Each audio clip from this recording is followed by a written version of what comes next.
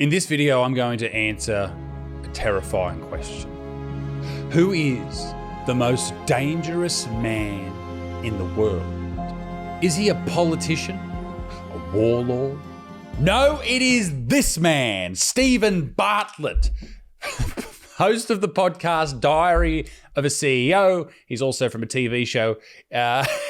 And apparently he is extremely dangerous, okay? Now, he's a massive podcast host. His podcast gets millions of views each and every week. A lot of people love it. But he has been labeled dangerous, and here is why. Bartlett follows the Joe Rogan podcast structure. He has many interesting humans on his show.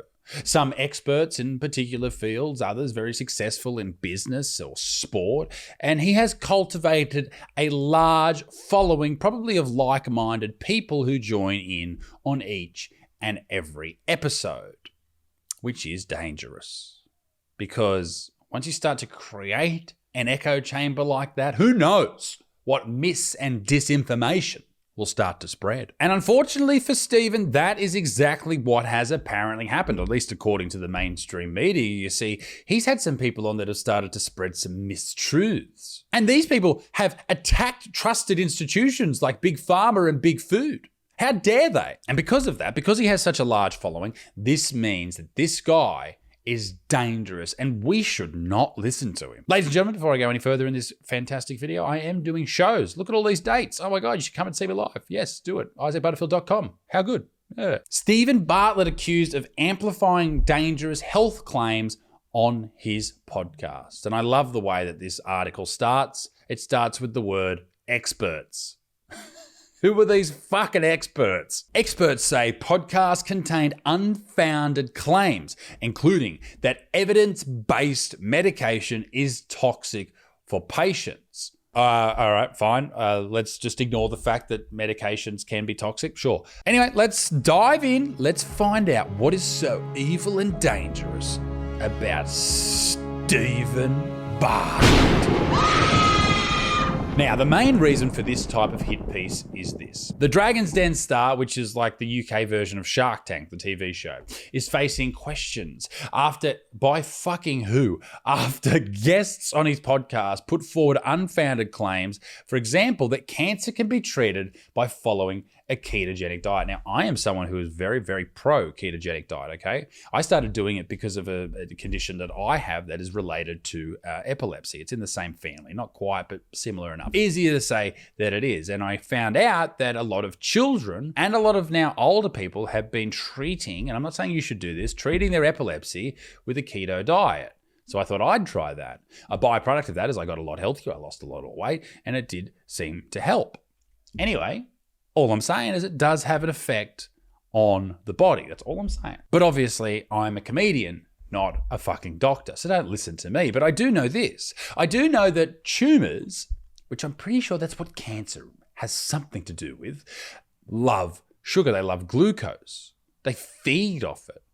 So one would think if you cut the glucose supply to the tumors, maybe they would not be as abundant or healthy, right? To the point where in the 1920s, there was a noticeable dip in cancer patients' glucose. Even though they followed the exact same diet they were following prior to the cancer diagnoses. Why was this dip there? Why was the blood sugar going down? Well, it was almost like that type of energy component of food was being recruited by somebody else in the body. In this case, maybe the tumor. Keto starves the body through not eating sugar and refined carbohydrates of glucose. And thus, the idea is you would starve the tumor by not providing it with its preferred fuel source, right? Now, I'm not saying that's what you should do. I'm just saying it sort of maybe makes sense a little bit. And there is a lot of scientific evidence to suggest that maybe this helps. But go to a doctor. Talk to the doctor about it. Don't listen to me. I'm just saying listening to people when they come up with differing advice isn't a bad thing, because the advice that we receive off our doctors right now at one point might have been seen as a bit insane. This is how ideas start. This is how science progresses. Someone comes up with an idea. A lot of people say poo-poo. They quash it. They say that's silly. And then sometimes that idea was actually correct. So we've got to have these debates. We can't just shut them down because it goes against the fucking narrative. And it's not just me saying that without anything backing it up. There's peer-reviewed studies on this. Combining this dietary approach, they're talking about keto, with standard chemotherapeutic and radiotherapeutic options may help improve tumor response, and further research is desperately needed. That is the key point. Further research is needed. So let's not ignore it. Let's not say we can't talk about it. Let's look into it. But that is not what is happening at all. In fact, there's an investigation into his podcast by the BBC World Service. And they found that guests were faced with little or no challenge. Apparently he didn't push back hard enough. Experts, fuck me, the BBC that failing to question these disproven claims was dangerous because it created a distrust of conventional medicine. Oh, heavens no. I don't know. The more you look into some of the things that, and I'm not talking about all medications. Obviously there's medications that people need. But some, and I don't think this is outrageous to say, some are pushed by doctors who have been run through the university and college systems. They've been indoctrinated into one way of thinking, and they're too busy, particularly here in Australia. You have 15 minutes with a doctor and that's it. He just rushes patients through. He doesn't have time to research new ideas and new concepts or new medications. He just does what he's told, allegedly. In an analysis of 15 health-related podcast episodes, the broadcaster found each contained an average of 14 harmful health claims, according to fucking who, that went against extensive scientific evidence.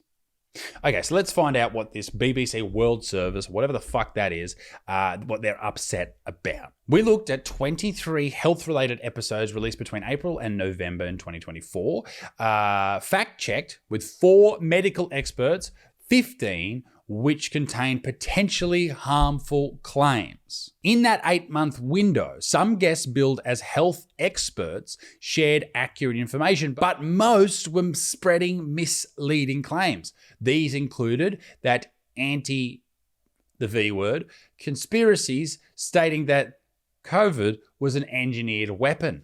Yeah, that is a crazy idea. Anyway, here is a completely unrelated article from like 3 days ago.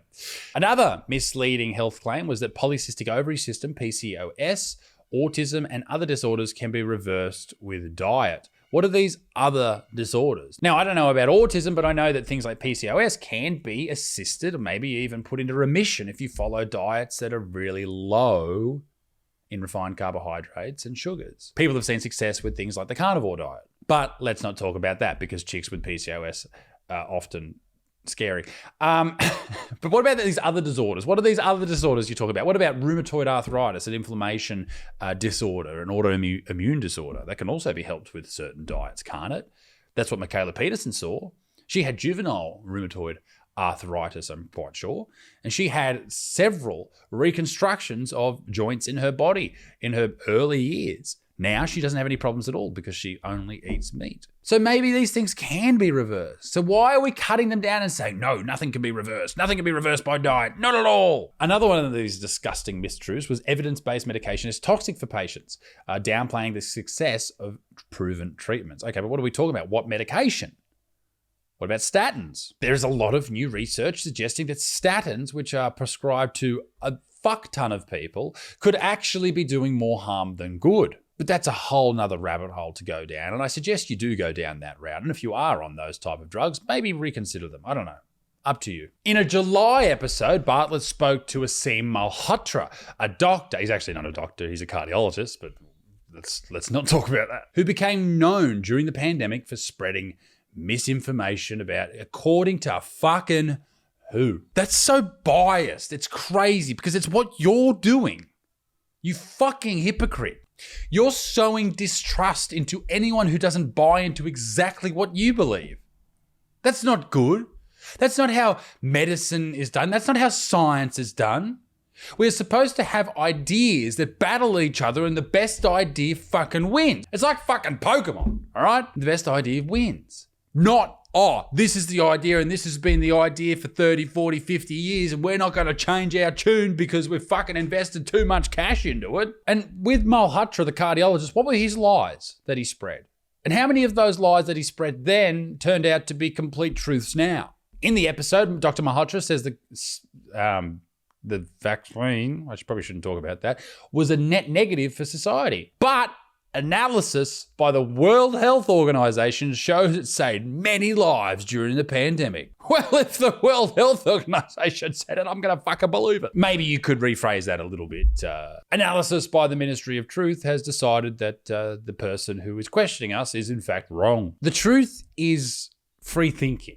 You have to be able to, it's like free speech. You have to be able to say anything. You have to be able to think anything. And the best ideas need to win. They need to rise to the surface. The ideas that we live our life by, or the way we operate health-wise, shouldn't be bought and paid for by the highest bidder, in this case, Big Pharma. Because over the last decade, if we have learned anything, it is that the people who run these giant pharmaceutical companies and these giant food corporations and the people in government are not to be trusted as much as perhaps we thought they should. Ladies and gents, let me know what you think in the comment section below.